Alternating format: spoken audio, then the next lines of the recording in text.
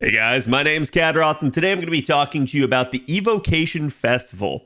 Now, this is a new system that's going to be coming to NA over the next couple months here, and what it is, it's designed to be your replacement for the main interlude type of system that we used to have on NA. That is, it's supposed to be a way for you to access welfares in a permanently available manner. Now, as you can see, as of the recording of this video, there have been up to 8 evocation festivals that have happened on JP. They have happened over the course of the past 2 years. However, JP has kind of slowed down of late, so it's one of the reasons that I'm kind of finally getting around to making this video. Because again, the entire point of this video is going to be talking about this Evocation Festival and really more what you need to prioritize with it. If you're a new player, obviously you're going to be inundated with all of these welfares that are going to be becoming available, and you're going to need to know how to spend your hard-earned currency for the Evocation Festival and who to get. So I decided to sit down and make a list for you guys, not necessarily a tier list, but more of a priority order, kind of telling you guys, hey, this is how I view the importance of these characters. I'll go over the logic for that when we get to it, but first I want to give you a quick rundown of the Evocation Festival. As you guys can see, there are numerous welfares that will come available in each. Once they are added to the Evocation shop, they will be permanently available. The way in which you're going to purchase them is going to be using these Evocation leaves. These will be given to you from various activities, including campaigns and event shops. But usually your bread and butter reason for getting these will be your daily logins. That's going to be allowing you to get them on a weekly basis. And so this is going to allow you to slowly just accumulate these over time. The issue at play is you're going to need a lot of these leaves, particularly if you're a newer player. For those of you who are veterans, you're probably not going to need too many. And the reason why is going to be because each welfare, just to get the base copy, it's going to cost 200 of the leaves. To get the 4 additional NP copies to take them to NP5, it's going to cost another 800. So you're looking at 1,000 just to get the unit to full levels. And then to ascend them all the way, get them to their max actual level there, that's going to be another 200 coins right there. So 1,200 just to get the unit NP5 and up to its max level potential. Then from there, you've got another 2,400 potential cost in coins. Now, for some of you, if you're trying to be spend thrifty, you might not want to purchase all of the coins right away. Instead, it might be a better idea to kind of just go ahead and grab enough maybe for like 1 append, or again, maybe not even at all if you just don't feel like you have the leaves and you want to prioritize other additional new units. So the total cost that you're looking at is going to be 3,600 coins basically in order to complete a unit from the Evocation shop. So that's going to be a ton, especially when you start considering that there will be multiple welfares coming out at a time. Now, when the evocation system first comes out, there are a ton of leaves given to you, so you will have a little bit of a bumper crop for a short term there that'll probably last you through the first evocation festival or two. However, again, if you're just buying literally everything, you might run out. So my advice is, as I mentioned before, try to skimp maybe on the side of the coins if you feel like you don't need them. Also, if you're someone on JP Current and you're watching this video, keep in mind that the ability to append swap is now a thing in the game. So for those of you on the NA side looking forward, that is also something to consider, that you might not need all of the coins necessarily if you don't plan to 120 the unit and you don't plan to, again, get all of their basically, whatchamacallit. God, why did I forget the name all of a sudden? Appends. There it is. God, my brain. Anyways, so once you basically have that in motion, again, like I said, you're not necessarily going to need all of the appends. It's something that you can consider. For certain units, they're very good. For other units, they usually have an append or two that they just don't actually need, so it's not going to be a big deal. But again, it's up to you to determine how you want to priority this. So that's where I'm going to say a lot of the priority can also come down to one other factor, and that's going to be the actual units. That is to say, not every unit is equal. So what I've assembled for you guys here is what I feel like is a good priority order for things you need to consider. So to explain this and explain the logic behind it so that it's not super overwhelming, you can see here I have 3 categories here. Basically, the top 3 are going to be those of these that are already available in the Evocation Festival as of me filming this.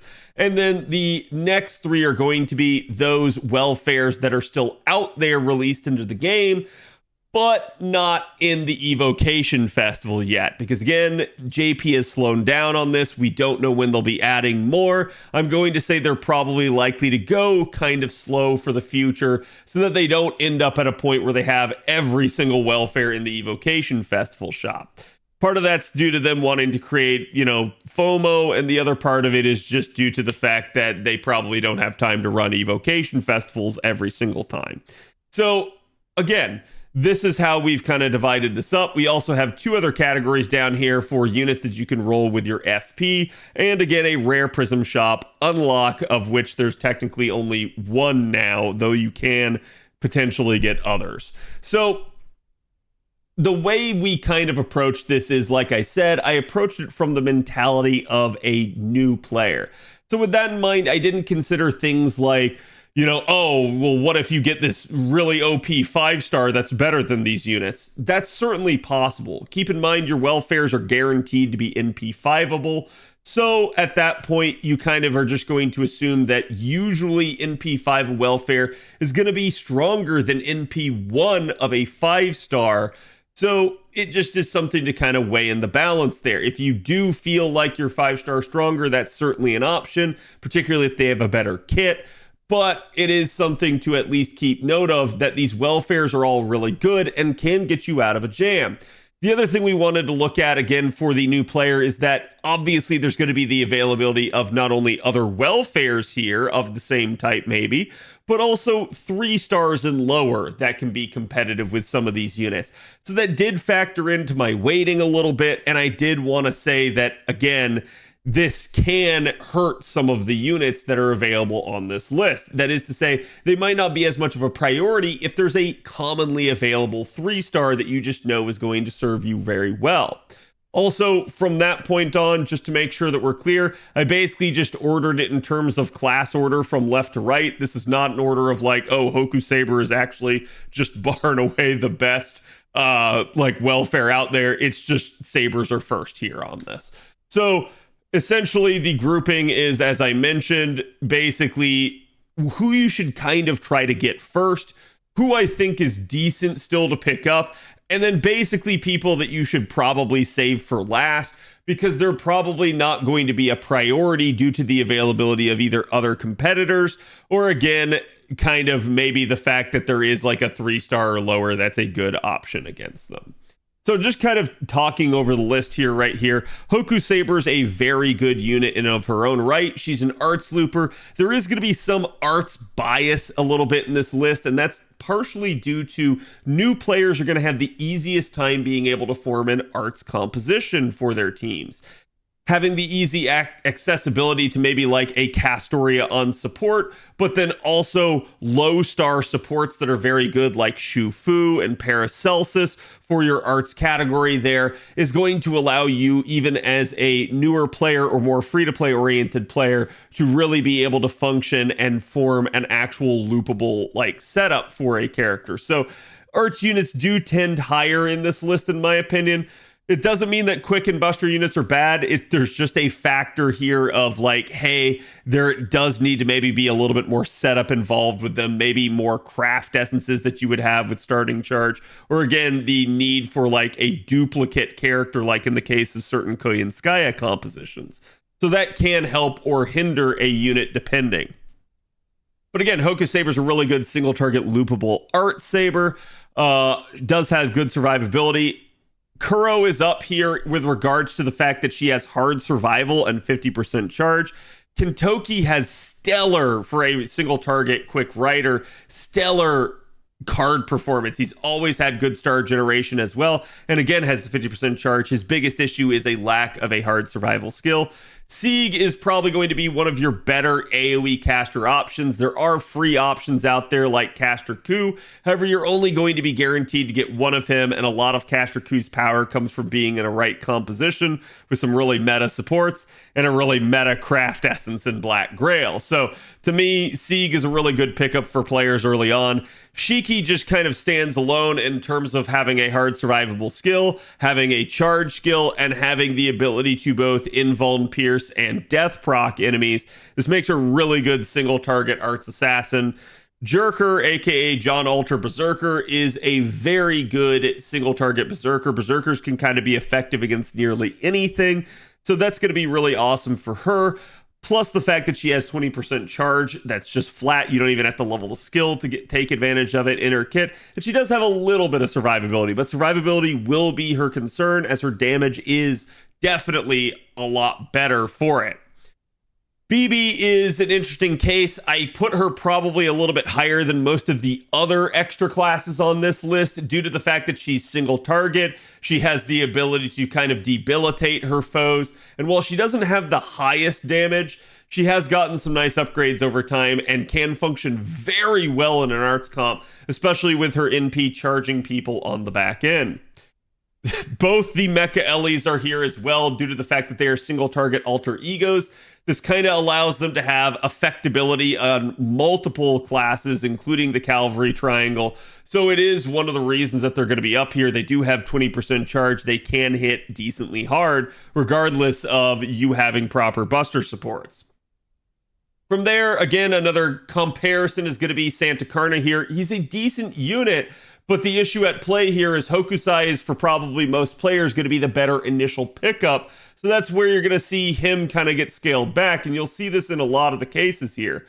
For Santa Altera and really Santa Nightingale as well, both of them are sort of pseudo buffers on top of the fact of their ability to have an offensive NP. Santa Altera is single target. Santa Nightingale is going to be AoE. Both of them are quick. But the issue at play here is that they're not necessarily a best-in-class type deal. They're just situationally useful, and they're very useful in their own right. Looking at Nagao Kagetora, she's gotten a nice buff on JP nowadays. She's still a pretty decent single-target Lancer. You don't have a whole lot going in terms of single-target Lancers. Some people would probably say that she should be up here, but the thing that kind of weighed against her in my mind is the ready availability of someone like Ku Lancer. He's FP pool, he's 3-star, he shouldn't be too difficult for you to get. So at that point, I look at this and I say, well, she's a great unit. I feel like, again, you do have a decent replacement, and you may want to try and focus on one of the other units instead that you maybe need more. Kind of looking at Consort U here, she's a little bit a mixed bag as well. I don't feel like her performance is super amazing, but she does have targetable charge. She does have man niche, and both of those can be really strong in the right set of circumstances. Ishtar Rider is, I'm going to say, our most complete AoE Rider currently available in the Evocation Festival.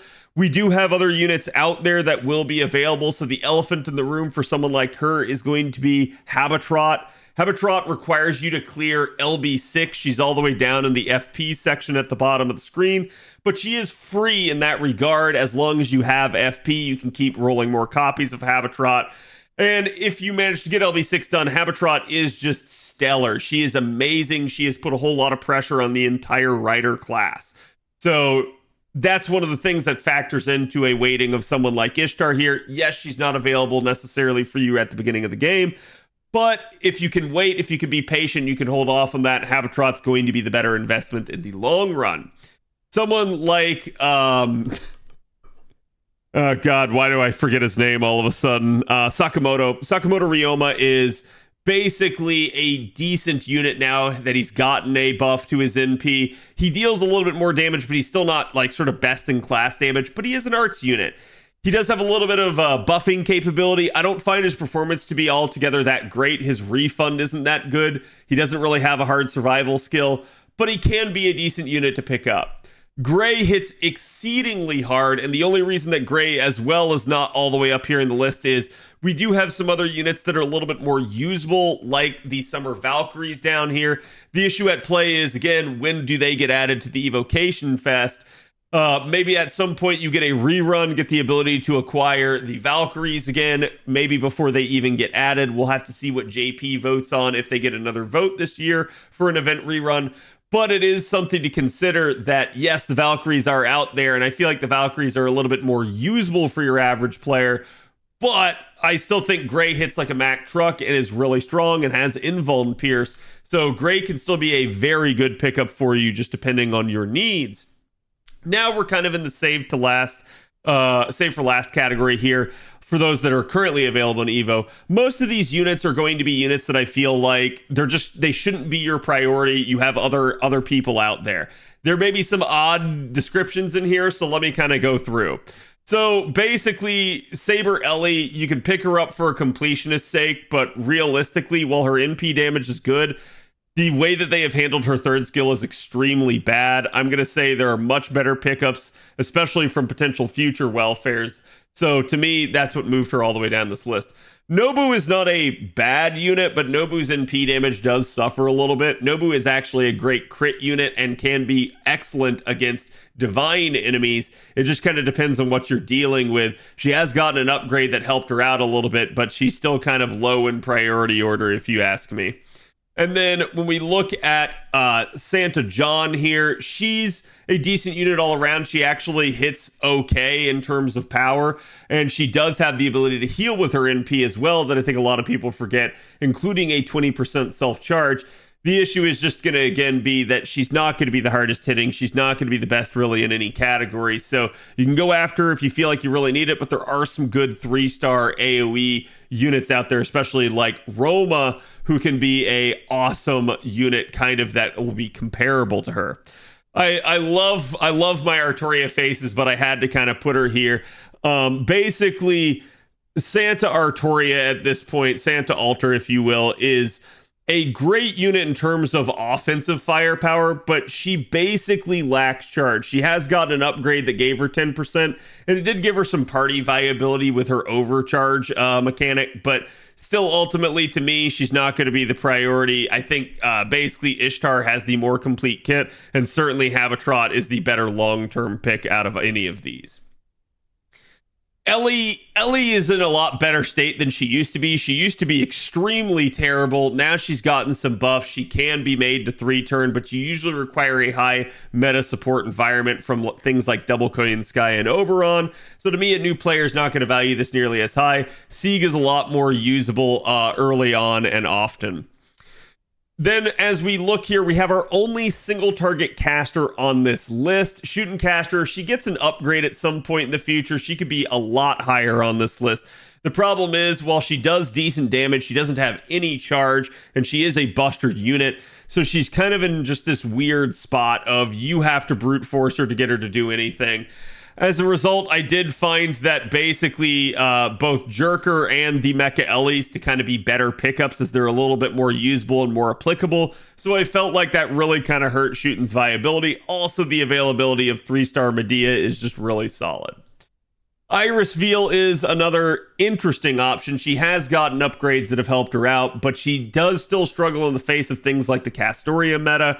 She kind of is a good unit in terms of stall, so she can be a unit that can help facilitate a stall team with her, Mash, and maybe like some other support. Again, it could be a Castoria, or it could be, someone like Janu, or anybody that you feel like will suit that purpose for you from a friend support. But at the end of the day, you just have to ask yourself, if this is a high value priority for you, that's perfectly fine. If you see challenge content being more your thing in FGO, she could be a lot higher for you here. But as it stands, she is sort of outclassed in a lot of ways, and her card performance is extremely bad. So it's one of the things that kind of made me rate her lower. I love Assassin Shisho, but ultimately, even though she has a upgrade to give her 30% charge, She is an AoE death proc assassin that is quick and has invuln pierce. That sounds decent, but we have a more loopable AoE quick assassin down here that is yet to be added in Kichi Hogan. And we just have, again, the Valkyries and Gray basically here kind of outshining her for a large part. Cha-Cha is our only AoE berserker on this list, and unfortunately for Cha-Cha, she is just not someone you need to prioritize. Basically, you can get more firepower out of even people like Spartacus on your list. So to me, while I like Cha-Cha as a character, her performance definitely needs some love. They need to give her another upgrade. Santa Ketz is not a bad unit. I need to stress that enough, but Ruler's probably not going to be a high priority, and there are other ruler welfares out there that can be extremely good for you. Particularly, one of them will be coming back with a rerun, at least as of the recording of this video, next year. So you will be having other units, I think, in the ruler class, especially that you want to prioritize. She doesn't have any charge. She can be Buster synergistic. She can get some good crits. But again, that's ultimately going to be a reason why you're going to have a difficult time getting her to pop off a lot. If you set her up properly, she can be perfectly good. But again, I don't think she needs to be a priority for a lot of people. And it's kind of the same deal right here with Mixa, aka Mysterious Idol X Alter. Mixa is very much in the same degree. She doesn't really have charge. She's an AoE quick foreigner. She may be interesting to you because she's a foreigner, but ultimately at the end of the day, I think there's better ones potentially to come. And you need to ask yourself how much you need that foreigner over maybe, say, one of the base 7 classes. So to me, while I do feel like she's not a bad unit, I feel like she's a lot lower on the priority order, depending on how you view things. Now, over here, we have some of the units that they are not added to the Evocation Festival yet. This usually means that they're newer, but not in every single case. So if these units were to get added to the Evocation Festival, or if you can acquire them for free, then that saves you from getting them in the Evocation Festival. But ultimately, at the end of the day, here's going to be my recommendations for them. So Iori is just a god tier saber at this point. He's got a ridiculously strong kit. I'm going to say that puts him very competitive with someone like Hoku Saber. Hoku Saber is going to obviously be a little bit more loopable with her being arts, but Iori is going to have that firepower and that card performance to really help him out. Basically, Santa Martha is just kind of in a league of her own. She's a support caster, and she's very good at what she does. She is still used even in like meta farming and challenge to this day because of, one, her budget capacity as a welfare, and two, how much charge and niche support she can provide. So she can be a very good pickup for you just depending on what you're trying to do. The Summer Valkyries, as we already mentioned, they're just amazingly good loopers. They're AoE arts assassins. And again, they can be a really, really strong addition to your Chaldea, easy and fun to use, but ultimately they haven't been added yet. Sono G is a interesting single target berserker. His damage is not altogether there, but what makes him pretty good is his ability to potentially charge himself to full with one of his skills, as well as the ability for him to kill himself after he NPs, which makes him kind of like a Rash in the sense that he can die and then rotate the party, bringing in a new character. That can be extremely strong in the right circumstances. Well, I do think he is a little bit situational. He probably needs to be a decent priority for you based off of that. It just depends. If you don't value him as much, I won't hold that against you. Then we have yet another sort of another sort of support unit right here and buffer with Da Vinci Ruler. Now, Da Vinci Ruler is a single target ruler, so that can have a lot of value there. She can be an offensive unit for you as well. But she also has the capacity to be a charge support and has a multi-type steroid that she can put on other units to allow them to pop off even harder. So I do feel like she definitely needs to be one of your early considerations if she comes into the Evocation Festival shop. So again, she's very, very solid. Io is an arts looping AoE ruler. She is basically got that insane crit damage and divine niche there. So it's something that I think really works well for her. This is, to me, one of the things that kind of hurts some of the other AoE rulers that are out there. She is just incredibly strong, so if she does show up, she needs to be a little bit high priority due to her capacity as a looper and unit that has worked in meta situations. And then Taisui. Taisui is amazing as an AoE arts alter ego. He is somebody that has buff removal resistance. He has guts, so he has that hard survival skill. And he has just the ability to loop through and deal extra damage to sky traded enemies. On top of that, one of his appends actually is, as denoted earlier by chat, a Calvary centric append. So he is extremely strong for a welfare. He, if he is available in the Evocation Festival shop, needs to probably be one of the first ones that you get. I have used him numerous times. He is probably one of my most used welfares at this point, especially for challenge content. So again, I do recommend him wholeheartedly. Looking at the decent category, Satanta is an extremely good single target saber. He's relatively synergistic and functional. The issue at play here is he's going up against some really solid additions in Iori and Hoku Saber. So again, that made me put him into the decent category, but certainly to me, I'd probably even get him over Santa Carna, just depending if their two are both available at the same time.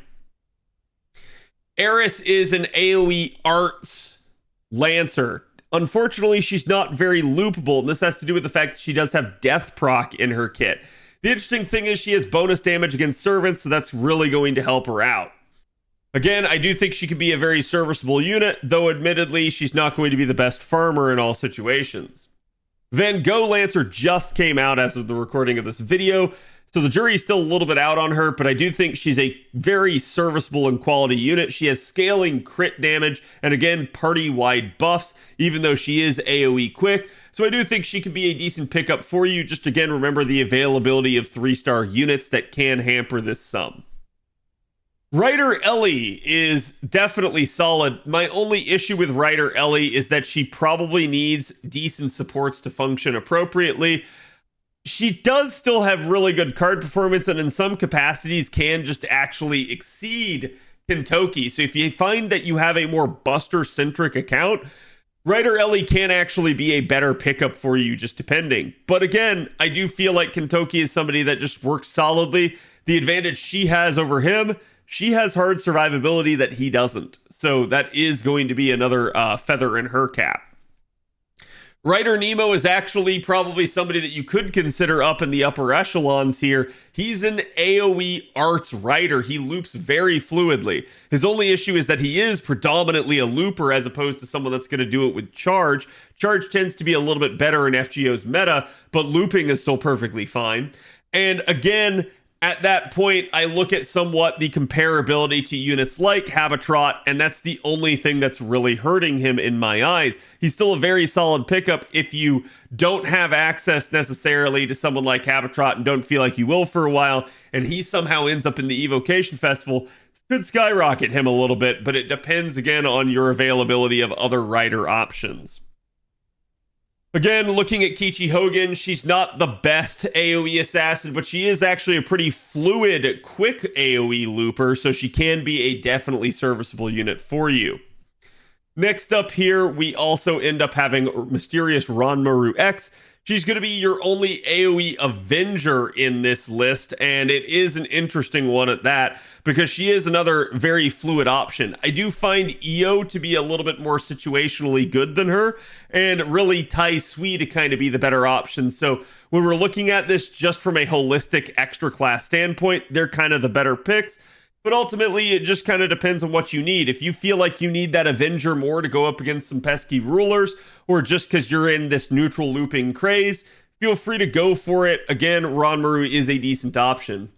Naknaria is also going to be another decent option in that regard. The only reason I kind of rated her a little bit lower, because her performance is very good, as is her kit, is she does have this odd restriction where she will lock out for one turn any other unit's arts cards unless they are Artoria Caster. So if you have double Artoria Caster, it's not a problem at all, but for a newer player, that may be a little bit more of a annoyance to deal with, as maybe your other support that you're taking does get their cards locked out. So again, It's just kind of depending on what you do and how early you can get access to her, but she can be a good, solid AoE foreigner in that regard.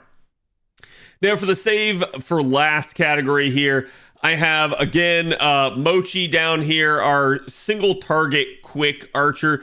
Her damage is definitely not to be denied. She just kind of has a little bit less sort of like performance, if you ask me, compared to a unit like, oh God, name that escapes me again. I'm going through too many of these units at this point. Kuro. So Kuro basically has that 50% charge, that hard survivability. She also has the capacity to potentially loop back to her NP if she gets the right card set up. So this is kind of the issue that I run into with looking at her. She's not a bad unit by any means, but because the ready availability of a unit that's already in the Evocation Festival that has a great kit and 50% charge, as well as really good single target 3-star archers, I don't feel like she's that much of a priority. In fact, if Kuro had any less of a kit, Kuro would also be plummeting down in terms of importance for that reason as well. Looking at Eliza's our only pretender on this list. That does give her some value, but you need to ask yourself how much you need a pretender. And unfortunately, and this is the question I posed to chat, as long as you can take a friend support, there is really nothing stopping you from just taking an Oberon, an NP5 Eliza versus an NP1 Oberon with his own buffs on him. That NP1 Oberon will do pretty comparable damage. So at the end of the day, you get a lot more supportive capacity out of Oberon. And to me, it feels like that really kind of hurts Eliza's viability. She does have party charge, but to me, this makes her very much not a priority. All right, so now we move on to the last couple here. These are sort of our FP and rare Prism Shop unlocks. Let's talk about the rare Prism Shop unlock here real fast. Bunyan is completely free as long as you have completed the America Singularity. Her event in order to unlock her is locked behind the rare Prism Shop at 5 rare prisms, but if you've done America, you get her for free.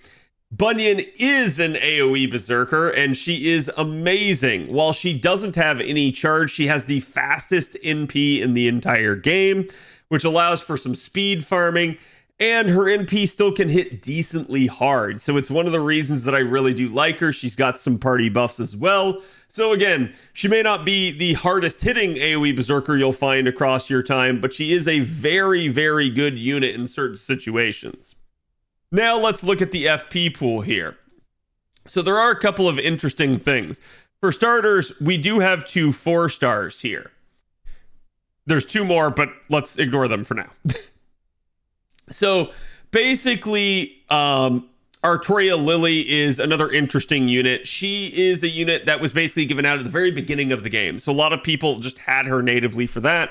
She was also the welfare in the Saber Wars event, but as far as welfares go, she didn't have any sort of normalized ascension mat, so that made her very weird. So the devs gave her out and made her permanently available by putting her in the FP gacha.